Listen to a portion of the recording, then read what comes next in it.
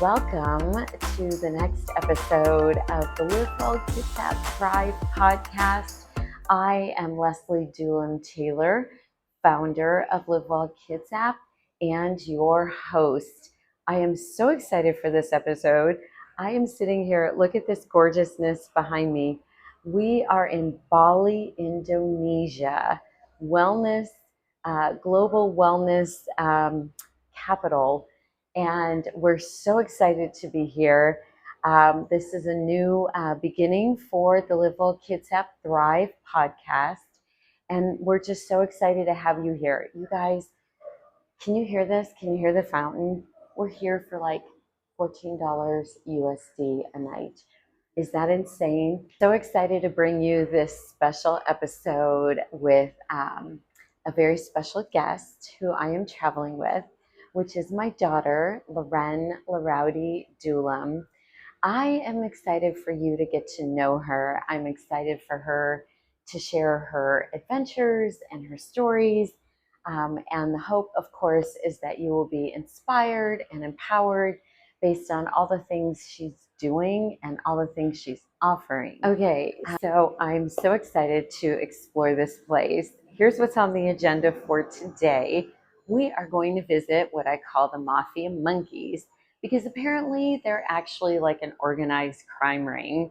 Apparently you can't even take out your iPhone because they will likely take it out of your hand. So I'm not sure we're going to be able to get any footage of that. I'm hoping to bring something that they might like better than my iPhone. So jury's out, we'll see. And then in the afternoon, we have puppy yoga. Have you heard of anything cuter than puppy yoga? So my daughter and I are super excited to do puppy yoga together. I am just so stoked to explore this place, to really have this episode kick off our new format of lots of exciting guests, lots of fun adventures where we bring you entertainment, information, education, and lots of fun to help you live well. So I hope you will join us for this episode. If you're not familiar yet with Well Kitsap, go to livewellkitsap.com. See everything we offer. We're an online community well-being resource site to help you find lots of different people and places to live well in Kitsap and beyond. Hey everyone, I am here with one of my favorite people on planet Earth. This is Lorren Lorrowdy Dullum, my sweet daughter. Sweet's a little generous. Well, you know, you are sweet. You are sweet. Yeah. We've been traipsing around Bali, and now we're in Uluwatu. Yeah. And I'm just excited to have been here with you. Obviously. Yeah. It's been so much fun. It's been such an adventure. And this is opportunity for us to get to share Bali and Uluwatu with other people. So I just want to hang out and chat with you a little bit. Fine. Okay. I'm down. So I am curious how this trip has been for you. Like what has stood out as like the most memorable? Vomiting up a whole day of it. How did I know you were going to start with that?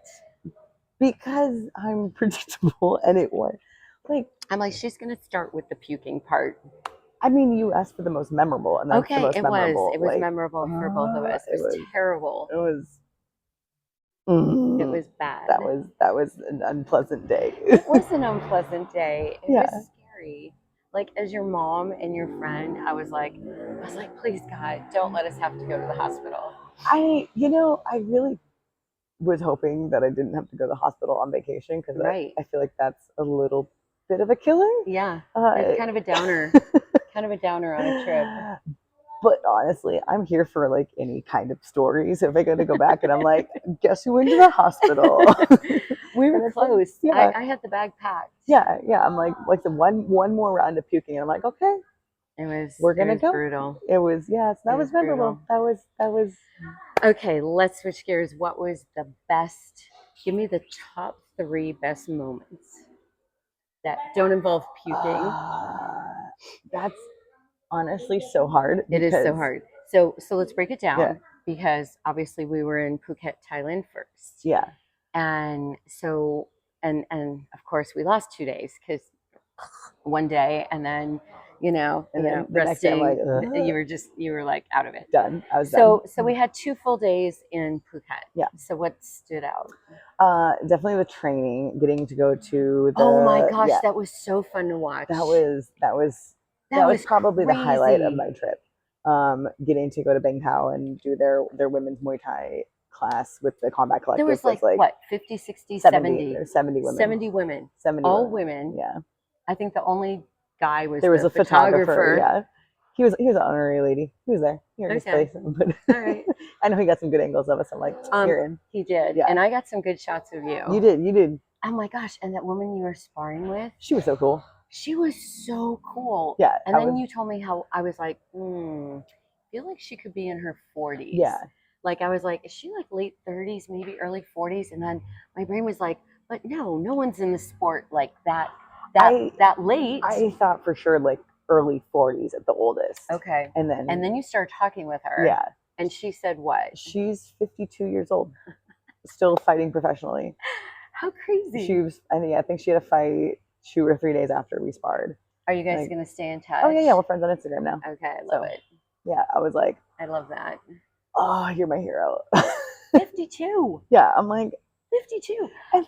That woman, I mean, she was just she was like a statue. Yeah, I'm like, she was like so carved. She's not just like 52 and like scraping by. She's like 52 and in Thailand fighting. Like she told me she's the oldest active fighter on the West Coast in the US. And she's crushing it. Like she's amazing. Like I recognized her when I got it. I was like, I was gonna ask you if you knew of her or had seen her. I didn't know her name, but I recognized her face. I've definitely seen this woman around. So I'm like, we're gonna. As soon as I saw her, like something in me just knew. I'm like, oh, Lorren's gonna gravitate to her. Yeah. Well, I mean, and then you guys did. We're also like. I mean, I'm by no means the oldest person in the room, but I definitely was one of the older people in the room. And so there was a lot of like younger girls, less experienced girls. And of course, like those are always great to rep with, but it's also cool when like you get to rep with someone who does have more experience and is, and especially a little bit older, who also like fights and has more of that experience. It's a totally different. It was amazing. Yeah, it's not often that you get to.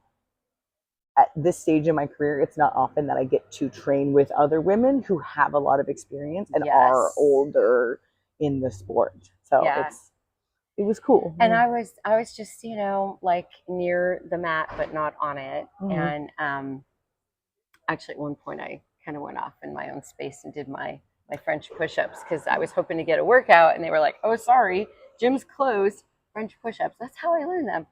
But anyway. Nobody calls them that. I call them that. I'm just going to call them that because I can.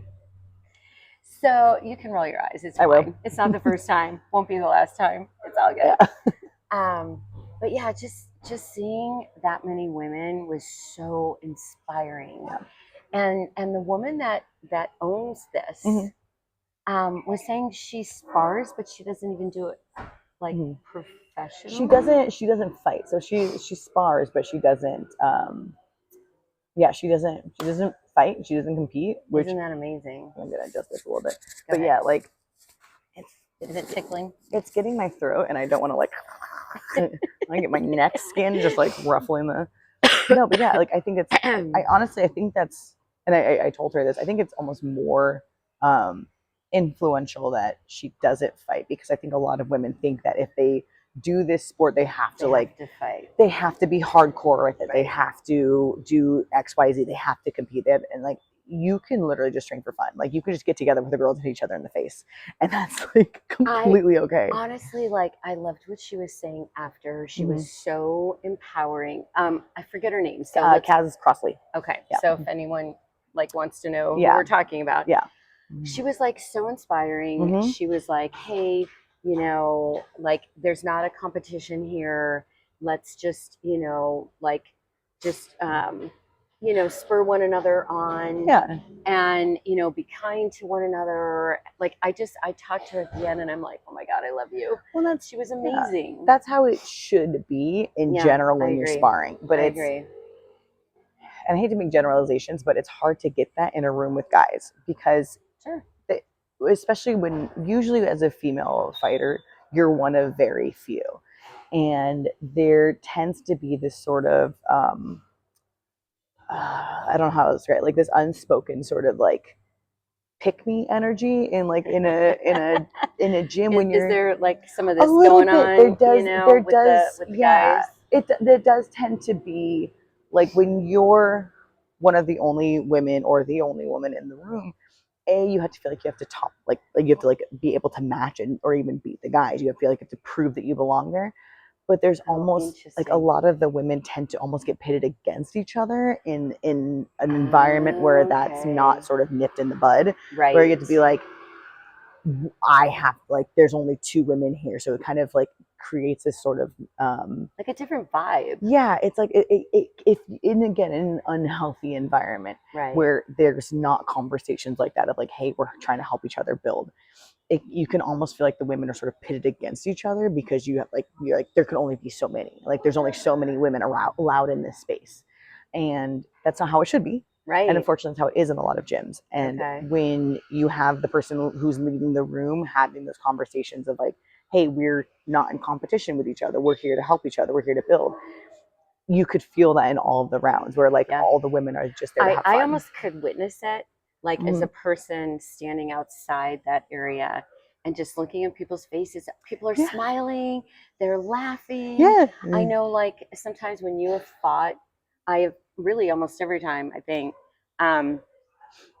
like I've seen you walk into the ring and you've got this big smile on your face. And there was that one jerk announcer with that one fight. Oh yeah. Right? He's like, oh, I don't know why she's smiling. Like, and I'm like, because she's happy to be there. Tell me you hate your life without telling me you hate your life. Right? Like, I'm like, a woman's smiling and I'm mad about it. Right? He was such a jerk about it. And then as I'm looking around this room of like 70 women coming together and sparring, and I'm looking all around the room, and there's laughing and they're sparring, and they're trying things and they're laughing at themselves. Yeah. They're laughing at each other. They're having a good time. And that's kind of like what I see at your gym. Yes. So as you talk about a safe gym environment, tell me about 10 Kicks. That's your gym. You're part owner. Yes. That's your gym in Seattle, Washington. Tell me about it. We have been around, I think we just celebrated our 8-year anniversary last summer. I know, it's amazing. I know how we survived through COVID. It's completely Ton, who is our co-owner. Yeah, it's completely because of her that we are still alive. But yeah, we started in Seattle, Washington in the U District. We had our first location for about a little under 5 years. And then we've been at our new location for about 3 now. I think you guys, tripled in size? I remember the first more space. Than that. More than that. So our entire gym at our first location is the size of is smaller than our upstairs mat now. So now we moved from like one kind of like square room to now 2 levels. Love it. We have a full separate upstairs like mat area, a cage. I've seen it. It's cool. It's a really great spot. When you walk in, it's like it just feels like a great gym. I can't explain it. It's just the energy, the vibe. I've met your gym people, and when they call me Mama Lorrowdy now, so cute.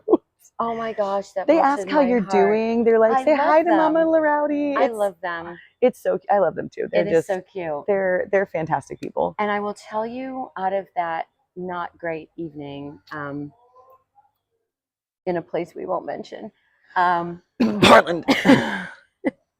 That was that cursed place. That cursed place. Portland is cursed as a fighter. Anyway. Yeah, and that's okay, right? That's gonna happen, and we just know, like, don't go there. Just never go there. Yeah. But what was so cool, like I'm gonna get choked up here. No, for real, because you know me. That's not unusual. At the end of the fight, like, you were somewhere else, and the place was closing down, and so I think I told you this. They kicked me out. Yeah. Holy moly, that you could put a saddle on that thing that just flew by your head. Okay, never mind. And so they kicked me out. And so I'm standing alone at night on this street in downtown Portland. Very safe. Very safe. Yeah. Not.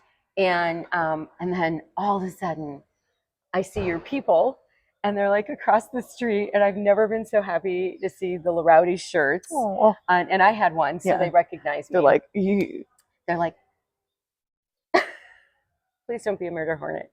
Okay, cool. And so, right. And so they were calling me across the street, and I was like, not only was it like, oh, people, like my people, her people. Yeah. But the love that they have for you. Don't make me cry. I know. I mean, because like I had met one or two of them, but there were some I had not met yet. And just the outpouring of love they have for you is just incredible. You're the best. I love them. They are the best, and they know good people when they see good people. Yeah, absolutely. Absolutely. You are. You are. You can shake it off with all your gestures, but it's true. It is really true. And so when I think of that, I think of, just your decency as a human, your character, your heart, your values. I love this podcast. It's pretty great, right? But if I tell a lie, my nose grows. I hope you gas up all of your guests like this. I'm just saying, like, I can't tell a lie. Seriously. Like, you're seeing the side of me. Like, I'm like a Pinocchio, man. Like, I cannot tell a lie for a second. Okay. So, but beyond just who you are, just the heart of who you are, your character, your values, all of that, some of the things you're doing, like, I'm so proud of you. And, but it's so much more than that, right? Yeah. It's like women's self-defense class. You're doing that for free, right? No charge. Anyone can come. Yep. It's what, the first Sunday? Yeah, first Sunday of the month, every month. We're going to continue that into January, and then we're probably going to revamp it a little bit, just scheduling wise. Okay. It might be more like once a quarter. Okay. Just that we can like make room for more things on the regular, because like I love that. I want to keep doing more classes for women. Like we really strive in general to have like a safe environment for women. Yeah. Because like I think martial arts and MMA in particular are so good for women, as we saw that sparring. Yes. But the barrier of entry is so high. Right. And so we're just trying to like, okay, how do we make this as accessible for people in general, but especially people who are not traditionally welcome in that space. Right. Like, how do we make that more accessible for them? So I definitely want to keep doing the women's self-defense. That's something that's really, really important to me. It's so needed. It is. It's so valuable. It really is. And when I took your self-defense class, again, I'm that person, right? Like I'm going to throw myself in. Yeah. I'm going to participate, which I did. Yeah. But I'm also observant, right? Yeah. So I'm watching like these other women, and you had a couple kids in there. Yeah. And I'm watching them, and I'm watching just that like, just that feeling of like empowerment of like, wait, if someone grabs my wrist, I know what to do to get out of that.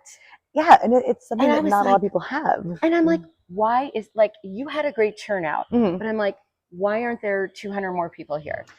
But it's, again, there's such a high barrier of entry when people think like we've had people ask, so like, am I going to get hit? Am I, do we have to, like, they think that if they go to a self-defense class and they're like, we're going to, someone's going to throw me down on the ground and hurt me. Yeah. It's just like the world of martial arts has just been so off limits to women for so long that there's still a lot of misconceptions about like what it is, and even like what a self-defense class, like they think it's going to be super intense and super aggro, and there's going to be a guy in a big suit that they have to like fight, and it's not like that. It's not. And like, you can even, like, I see this every single class, like the very beginning of the class, everybody's very tentative and very timid, and they're like, I noticed that. And I think that was me too. I was just kind of like hanging back, like, hey, what can I expect here? The thing, that's exactly it. Like, they have no idea what to expect, because the only exposure that most people have in general, not just women, but the only exposure that most people have is like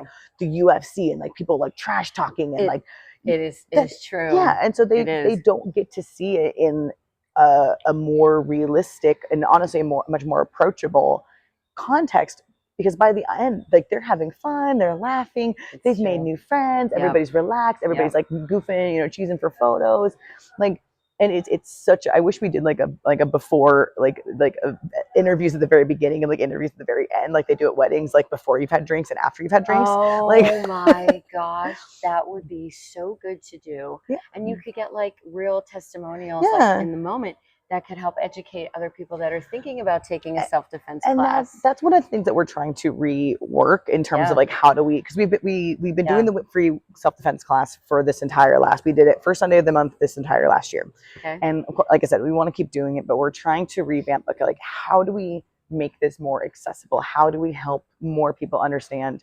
what this is about and what they can expect and what they're going to get from it? And so that's why we're like, okay, let's figure out some different ways. Do we tell them, hey, this week we're going to go over XYZ? Do we have more videos? Do we get more, testimonials? Like, what can we do that can help other people get over that hurt? Because, like, I mean, it is a hurdle. Well, like, I think we were just talking about this the other day. Like, when I first started martial arts, like, I've always been a very, like aggressive, very sporty, very, like, You?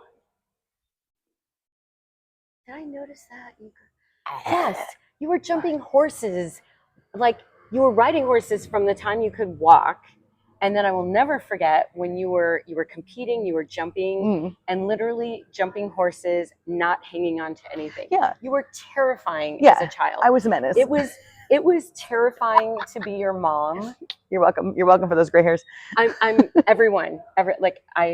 I have 3 children, as you know, and I'm responsible for probably 90. All of them. All of them. 95% of my gray I would hair. say, like one of your children went on a motorcycle trip across the country. So that's the other 5%. That's like, I will not take credit for all of those. But that's the other 5%. Yeah. But that's like that was me, and even I was very apprehensive about starting. Right, like I took my first class, and I was like, I had a great time, and I was still nervous about going back and doing it. Tell me about the first class. Oh, I took it. The very, very, very, very first it was class. So awesome. I started training, and this was almost 10 years ago. Okay. It's coming up on 10 years ago. Okay. There was a martial arts place near my apartment in Seattle. It is now gone, but it was called Guardian. And they had it was like a self-defense class. It was like Krav Maga, but like, oh my gosh, I remember when you were doing that. Yeah. I couldn't pronounce it. So it was Krav Maga-ish. Oh my gosh. Krav Maga is what I like to call the CrossFit of martial arts, because it can be really, really great, or it can be complete bullshit, and it just depends on how it's presented in the context of it. Okay. And so it was kind of a fusion of like Krav Maga and Jiu-Jitsu and Muay Thai, which they took like the best elements of each, which I really, really liked. And so we were actually doing more jiu-jitsu that day, because we were working on mount escapes, and mount escapes are like where you're laying on your back, belly up, and someone is sitting on your stomach. It's kind of like the schoolyard bully position is what we call it. Okay. And in a self-defense aspect, that is a really, really terrifying place to be, because it's like, if you're in an actual MMA fight, that's like, it's almost game over at that point, unless you have a lot of training. Okay. And so it's a really, really terrifying position to be in, especially as like a smaller person, like especially a woman. Right. And we were working on escapes. And so it was a very simple, I learned what we call the UPA sweep, which is like the most basic mount escape. It is probably the first escape that everybody learns from that position. Okay. You just trap the arm and you bump and roll, and learning, be like, oh, I can be in this dog shit position and get out. It was just, I was just like, oh, this is awesome. I'm like, oh, I'm unstoppable. Which, by the way, that's how I felt after giving birth to you. Wildly different context. Yeah. And then I made it so much worse for you for the next 18 years. Oh my God, yes. Yeah, so no. I wouldn't trade a minute. Well, maybe a minute. That time you ran out of the van, and I had 2 kids sitting in the van, and you took off in the field, and it was just me. I would trade that moment. I don't think you're talking. I was a very easy child. No. I was super easy. No. I never. Do you remember when I told you, I didn't tell you this till you were an adult, but I used to tell my closest friends, I now know why some species eat their young. Yeah. I've repeated that in therapy. That's I would if I were you. I would repeat that in therapy. Guess what my mom said about me? What my mom said. My mom said she'd murder me. But in my mind, when you were growing up, I was like, because I prayed a lot. You gave me a lot of reason, but I prayed a lot. You're welcome. Thank you. Brought you closer to God. Absolutely. And I was like, God, if you just allow me to let her live, she is going to grow up and she's just going to be an amazing, strong-willed woman. She is going to kick some ass. She's going to do amazing things. Just let's let her live. Thanks. And here we are. And I brought you to Bali, so I know. So you are the reason we're here. Yeah, you're welcome. I made up for it. You are absolutely the reason we're here. You're welcome. Yeah, I'm glad you. It's been awesome. Okay, let me so live. Since you brought up Bali again, Mm-hmm. We can edit that part out. Okay. Mm-hmm. Let's talk about waterfalls in Bali. Let's talk about waterfalls. Is there a specific one you're referencing? Yeah. So we got to see 3 waterfalls. How many flights of steps did we do total? We did, according to my phone, we did about 40 flights worth of stairs. 40 flights, which one of us was not prepared for, but still, I did okay. She did good. Thank you. But the last waterfall in particular, I feel like if that waterfall would have been at home in the States, right? Yeah. In Washington State. Yeah. There would have been like, warning sign, you are about to embark in a hike with scramble where you have to cross through knee-deep water and you have to hang on to ropes and a little prayer could be helpful along the way because the rocks are slippery and there's water and you're like in this canyon. No signage. There was a slippery rocks A slippery rock sign? Yeah, they're like, hey, there's water and rocks. Cool. Good luck. Thanks. Thanks. Yeah. Okay, I feel like there was like a 747 Hornet that just past us, but we're gonna ignore that. We're like, we love Bali. It is a little like places. It's fine. It's all good. It's fine. But speaking of murder hornets and the third hike, tell me your experience of the third hike. I had no trouble with it. I thought it was great. I was super relaxed the whole time. Super relaxed. Yeah. I mean, like I'm not. Wait, I think your nose is growing. So here's how I operate. Okay. If I know ahead of time that something, I'm like, fuck that shit. I'm not doing. Sorry, I don't know if I'm allowed to swear on this, but I'm going to. It's fine. But like, if I had known ahead of time, I'd be like, but like, I think we would have had a chat. I think we would have had a chat. But, and the chat was like, Ren, do you want to traipse through water that is like ankle deep and then knee deep, like to see a waterfall? But here's the thing. When I'm already in a situation, there are few things I won't do for a bit. There's very few things I won't do. I'm like, do it for the plot. Like, I'm like we have a story forever. Yeah, I'm like, I'm already here. Like, I'm going to keep bringing up what a horse girl I was to the surprise of nobody. Okay. So when you deal with horses, you learn very early on, you cannot panic in the moment. And martial arts has kind of furthered that. You can't, there's no room to panic. I got to deal with this shit. And I can freak out about it later. So I have kind of developed this habit of like, I don't know if I think my brain is just like, we're going to deal with that later. We're just going to file away. and that's kind of what happened. I was like, no, that's a good thing. And I'm like, that's a good thing. Yes. I'm like, this sounds fun. Let's go. Like, what's the worst that's going to happen? I die. I'm going to die anyway. Who cares? At some point. Like, I'm like, the only bad thing, I'm like, well, I hope my mom doesn't have to carry my body back. Like, that would be bad. We're going to leave it here. It's fine. But it was never like, it's fine. It wasn't like, oh my God, I'm genuinely concerned for my life. It was like, oh, this is going to be a little difficult. It's going to be kind of tricky. And but like the worst thing that's going to happen is maybe I slip and get wet and cut my knee. Right. And so like I mean, there are worse things that could happen, but that was the most plausible. Yeah. I'm like, I'm here. Why not do it? Yeah. Have a little adventure. Life's short.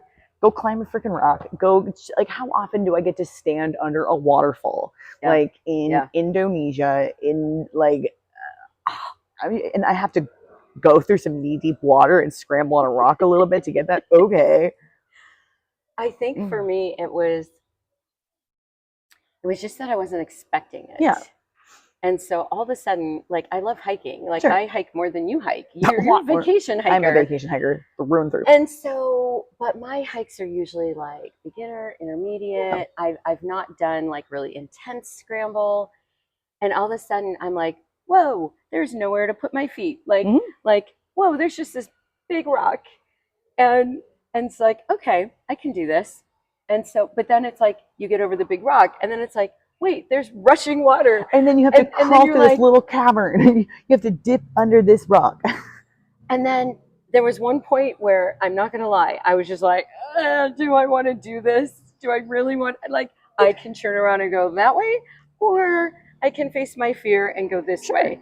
And then as I'm contemplating this, all of a sudden there's like this angel hand in front of me. That man was That man was such a gem. And I'm like, I don't know you. I literally saw this much of his body. I didn't even see his face. I saw just like the forearm and the hand. And I was like, yes, I'm taking that hand. I am taking that hand. And whoop, across. And then I was like, okay, I'm good. Yep. That's good. Like, it's all good. If there's anything I've learned over the course of just all the bullshit that I do, is you'll figure a way out. Like, you'll figure something out. Like, you're awesome at that. You literally take it one step. Yep. And then you're like, okay, I got that step. Okay, let me take another step. Okay, that step wasn't good. Let's take a step back and let's figure out a different step. And then you get to go see a friggin' waterfall. It, to me, like, everything you have done, all the years of horse riding and competing, and then all the years of competing, when you were AMI and now pro, I feel like you have learned to be so resilient. Yep. You have learned to literally take your punches. Yep. You've learned what it feels like to win. You've learned what it feels like to, I hate the term lose, because I mean, it's a loss. It's a sport. Who cares? It's a sport. Yeah. But I feel like in the losses, is where like the richness of life, right? Because it's fun to celebrate. Okay, obviously you're going to disagree, but hear me out. It's like when we're up here, we're like, yeah, right? Yeah. Like, I've loved watching you win. I've loved watching you win. But I also know that it's like in those valleys, that's where the richness of life, the lessons, the who am I? What am I going to do different? Yeah. How do I want to grow? How do I want to transform? And we don't always think of that when we're here. We think of that more, and not just obviously in your context, but just like in life, right? When challenges come, when we're in a transition, we're in like that liminal space. It's like, that's where we're like, okay, who do I want to be? How do I want to show up? Like, what do I want this next adventure or these next steps to be? Yeah, and I think I agree with that halfway, because I think it depends. Okay, tell me your half. I think both winning and losing should be those situations. And I think that if you are not taking both of those, like, so after I fight, after every fight, good performance, bad performance, win, lose, we sit down, we break it down, we talk about, okay, what was good, what was bad, what do we need to work on? And people talk about you win or you learn. I'm like, you should learn regardless, because I have seen so many fighters who are successful with one thing and then they just cruise on that, and they never make adjustments and they never grow and they never change their game. Quo. Yeah, and then they become predictable. And like, most of the fights that I've won are because we've watched tape on those fighters and we've seen that they've never evolved, they've never changed. Even if you're winning, even if like in the gym, like, we're constantly adjusting things. We're constantly adding things to the schedule. We're constantly trying to, okay, hey, what works? Hey, what doesn't work? Hey, what things are people responding well to? What can we add on? Okay. And that's how it should be, whether something is working or not working.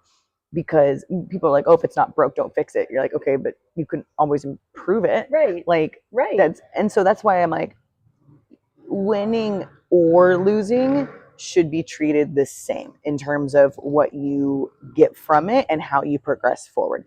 If you're winning, find what's working, keep playing with it, see how can I get even better. If you're losing, obviously, troubleshoot, figure out what you can fix. But that's why, like, I get such a high, even like from winning or losing, and I try to make sure that I'm still growing as much in those winning moments, because we worked so hard to get to that point. Yes. and we want to keep that going. We want to keep building off of it, and we want to make sure that we never get sort of complacent. Yeah, exactly. I like if you're being stagnant in success or in failure, like that, what's the point then? Like if you're not doing this to continue, if you're not doing anything to continuously get better, like what is the point? Like, so I half agree, because I think you're spot on, and honestly, I think it's what I just heard you say. I think makes you such a great human, such a great fighter, such a great athlete. I love this podcast so much. Girl, I only speak truth. This is my favorite interview I've ever done. It's really fun having you. Like, it's fun doing this with you. Like, it's so much fun. As I'm like getting upper lip sweat. Oh, absolutely. Yeah. It's really cute. I hope it shows up on camera. Oh, absolutely. Well, yeah. We just have like mustache, bead mustache. Fine. But truly, I think a lot of people, like, they take the win, they go out and celebrate. They're like, woohoo, we did it. And then they just kind of move on. But that's not you. You are seizing every opportunity to just pause and reflect and learn and grow. And it's such a beautiful thing, because this ride is short. And if we're not doing what we love, and if we're not trying to get better and better and better, like, what are we doing? Yeah, I think that, like, in the moments in my life where I haven't been working on something and I have felt kind of complacent. Yeah. I'm like, oh my God, this is so boring. Like, I'm like, what am I doing? We are so related. I'm just like, it's true. Yeah. I'm like, what are we doing here? Like, I was not put on this earth to just do this, like, wake up, repeat, go to bed. Like, no, I think that's just, I think that is, if people have something that they're comfortable with and they're content with that, then fantastic, great. Yeah. That's lovely. I'm not that person. I can't be. I know you're not. I think that people who are, and I think people who do, are athletes. I think people who are in business. I think people who, have anything like that. I think that very similarly minded, of where it's like, you should always be growing. You should always be doing something. You should always be progressing. Otherwise, like, oh my God, it's so boring. Okay, so we've talked a little bit about Bali. We've talked about 10 Kicks Gym in Seattle, which, if people have not checked that out, can anyone just come and do like a free class, or do something to check it out? Yeah, we do a free week. So anybody who wants to come in can. Wait, a free week? Yeah, a whole week. I thought you just do a free day. No, we do a free week. We want people. Oh my gosh. We want people to be sure that we are the right place for them.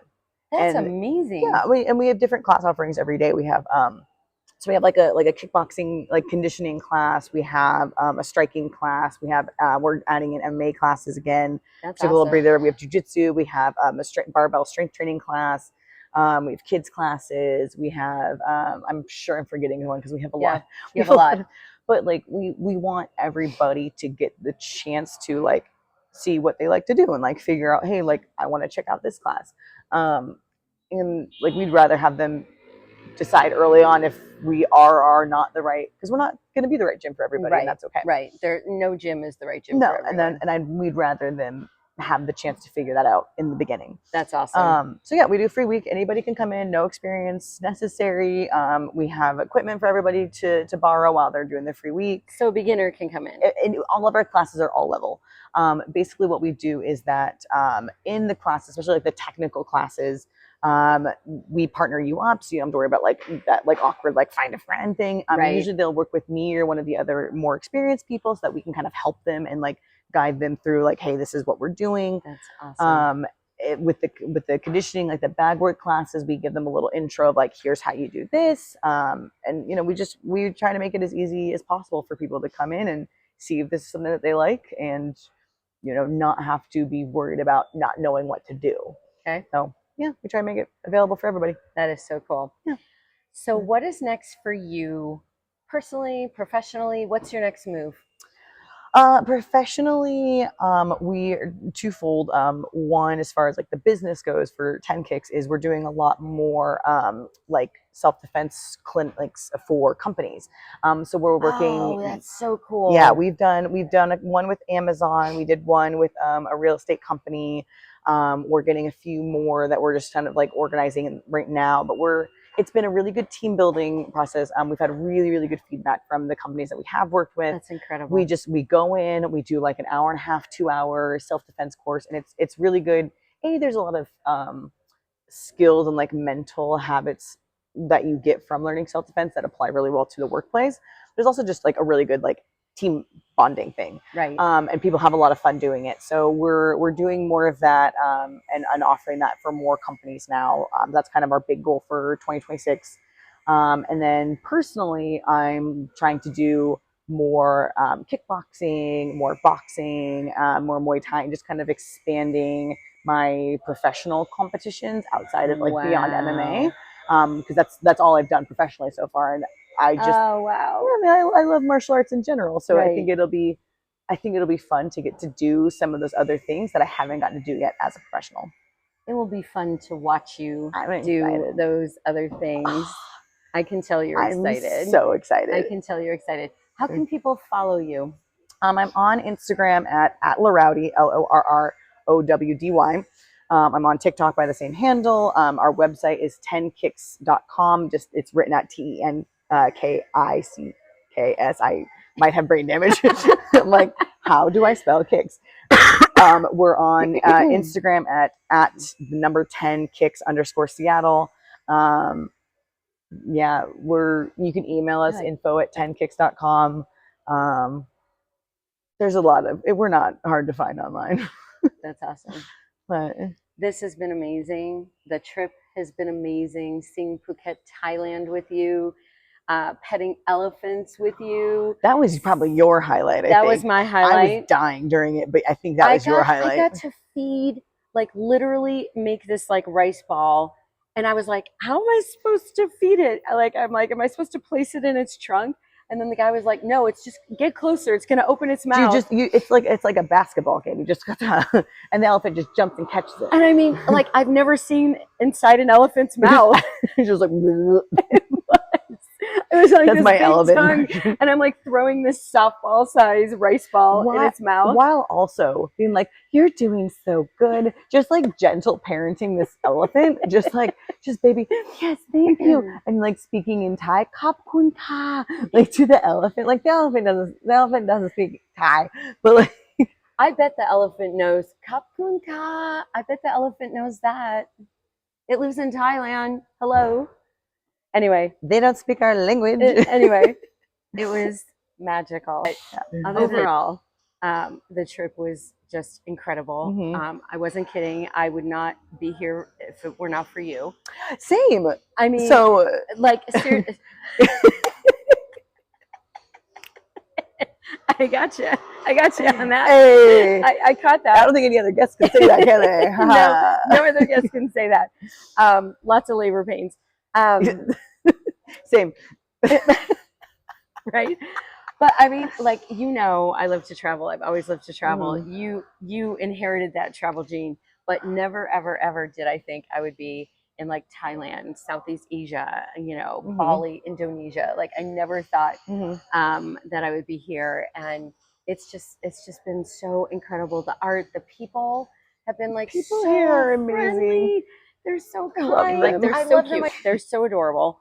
And they're so sweet. And like, I'm going to miss this, which please don't do that at home. I'm not going to do that at home, but it's like part of their culture that I wish we had at home. It feels so honoring. Mm-hmm. Like it just feels so honoring when, like, I love it.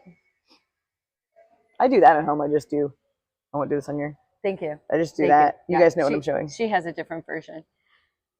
Anyway, if you like the Live Well Kitsap Thrive podcast, we encourage you to keep watching. This is our one and only episode in Bali, Indonesia, but we will continue having awesome guests. Most of them will be from the Kitsap, Washington area that are Live Well Kitsap members. Lorren is originally from Kitsap, born and raised, and now you're at the gym so much you practically live there. Now just in Seattle and just 24/7 gym. Yeah. I mean, like if I call her, like I'll hear this vacuum and I'm like, what are you doing? She's like, I'm vacuuming. And then she's like, in between classes, in between training, She's cleaning, she's training, my she's day lifting. starts at 6 a.m. and it ends at about 8:30 p.m. and It's long. It is, but so worth. I think any business owner can relate to that. Can relate. It's a good thing you love what you do. Oh, thank God, I would not make it if you would not make it. I'd be like, you would not make it. I'm coming to Bali full time. I'm running away. So again, if you like what's happening with the Well Kitsap Thrive podcast, please like, subscribe, tell a friend, tell a coworker, tell a family member. Actually, please just tell everyone that you know. Carrier pigeon. Yeah, absolutely. Skywrite it. Because we're enjoying the heck out of this, and we're here to inspire and entertain and inform and just have a good time. So we will have 2 episodes a month, and I think that's it. We're going to sign off here in Bali and jump on a plane and head back to the beautiful Pacific Northwest. I'm so excited about Thanks so much for watching. Take care. Bye-bye.